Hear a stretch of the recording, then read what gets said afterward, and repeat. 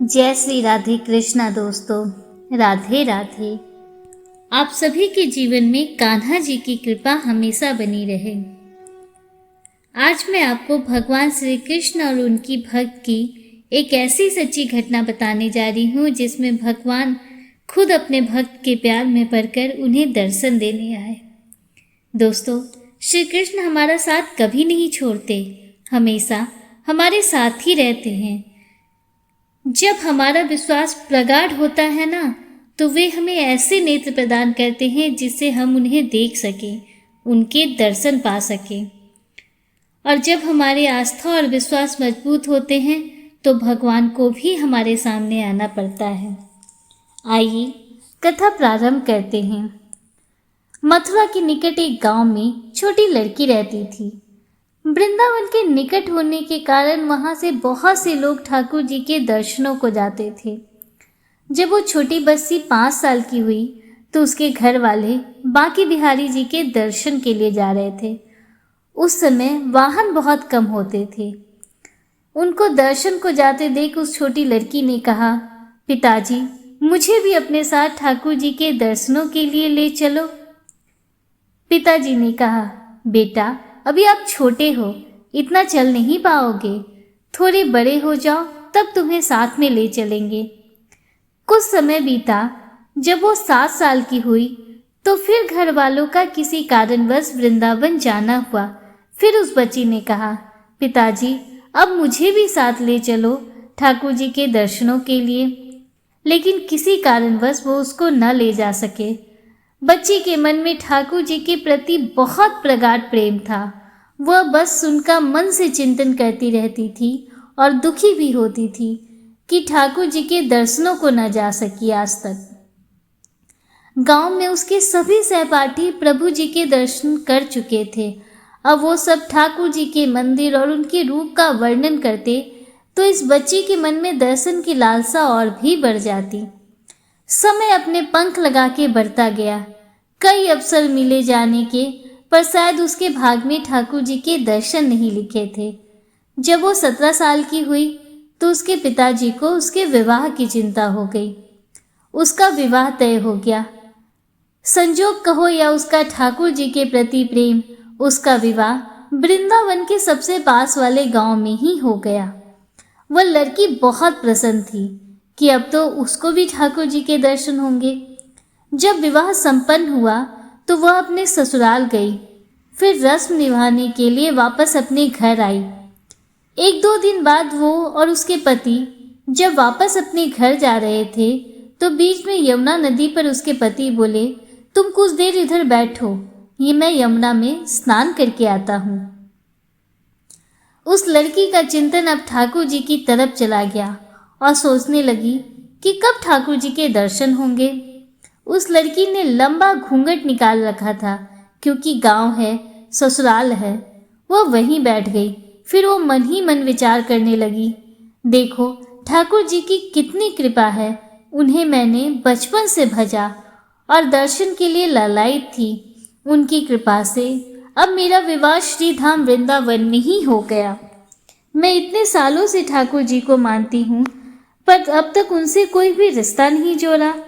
फिर सोचने लगी, ठाकुर जी की उम्र क्या हो सकती है? मेरे हिसाब से लगभग 17 वर्ष के ही होंगे। मेरे पति 21 वर्ष के हैं, उनसे थोड़े ही छोटे होंगे, इसलिए वो मेरे पति के छोटे भाई की तरह हुए, तो मेरे देवर की तरह। लो, आज से ठाकुर जी मेरे देवर होंगे। अब तो ठाकुर जी से नया संबंध जोड़कर उसको बहुत प्रसन्नता हुई और मन ही मन उनसे कहने लगी, ठाकुर जी, आज से मैं आपकी भाभी और आप मेरे देवर हो गए। पर वो समय कब आएगा जब आप मुझे भाभी भाभी कहकर पुकारोगे? जब वो किशोरी ये सब सोच ही रही थी तभी एक किशोरावस्था का सांवला सा लड़का उधर आ गया और कहने लगा, भाभी भाभी। लड़की अचानक अपने भाव से बाहर आई और सोचने लगी, वृंदावन में तो मैं नई हूँ, ये भाभी कहकर कौन बुला रहा है? वो नई थी, इसलिए घूंघट उठाकर भी नहीं देखा कि गांव के किसी बड़े बूढ़े ने देख लिया तो बड़ी बदनामी होगी। जब वह बालक बार बार कहता रहा पर वह उत्तर ही न देती। बालक उसके और पास आया और कहा, भाभी नेक अपना चेहरा तो दिखाई दे।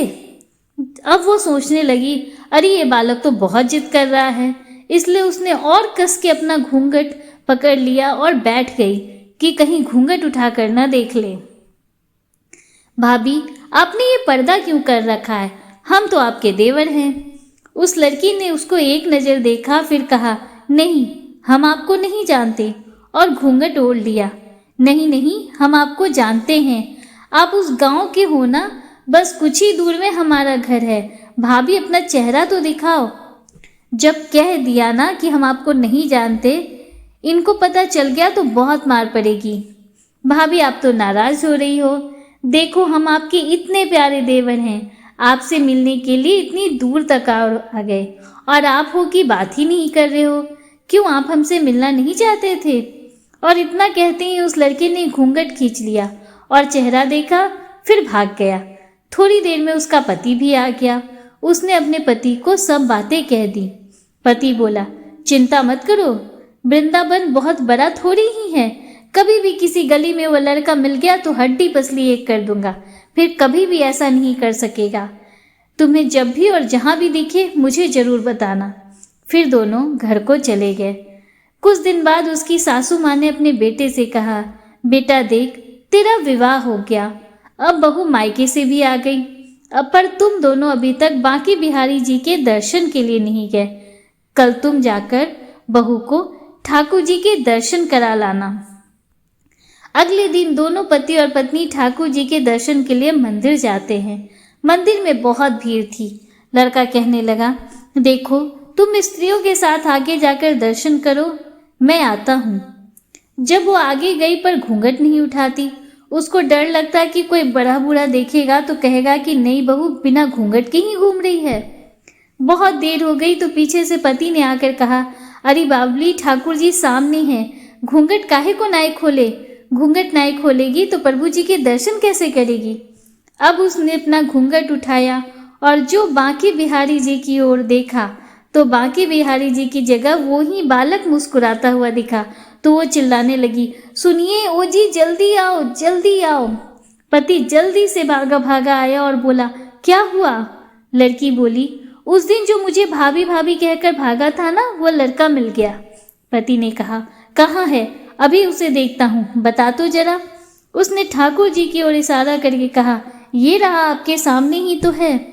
उसके पति ने जब देखा तो अवाक ही रह गया और वहीं मंदिर में ही अपनी पत्नी के चरणों में गिर पड़ा और बोला, तुम बहुत ही धन्य हो, वास्तव में तुम्हारे हृदय में सच्चा भाव ठाकुर जी के प्रति है।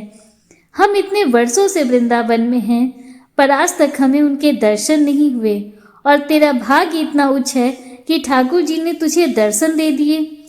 ठाकुर जी से सच्चे प्रेम से जो भी रिश्ता बनाओ तो ठाकुर जी उसे जरूर निभाते हैं, जैसे इस कहानी में ठाकुर जी ने देवर का संबंध निभाया। प्रेम से बोलिए वृंदावन बिहारी लाल की जय। जय श्री राधे कृष्णा। दोस्तों, उम्मीद करती हूँ कि आपको ये कथा पसंद आई होगी और वीडियो आपको अच्छा लगा होगा। अगर वीडियो आपको अच्छा लगा हो तो वीडियो को लाइक कीजिए, दूसरों के साथ शेयर कीजिए, कमेंट में हर हर महादेव जय श्री राधे कृष्णा जरूर लिखिए। अगर आप हमारे चैनल पर पहली बार आए हैं तो चैनल को सब्सक्राइब कीजिए, बेल आइकन जरूर प्रेस कीजिए, जिससे आगे भी आपको ऐसी ही रोचक जानकारियाँ मिलती रहें। मिलते हैं आपसे अगले वीडियो में, तब तक के लिए हर हर महादेव जय श्री राधे कृष्णा। राधे राधे।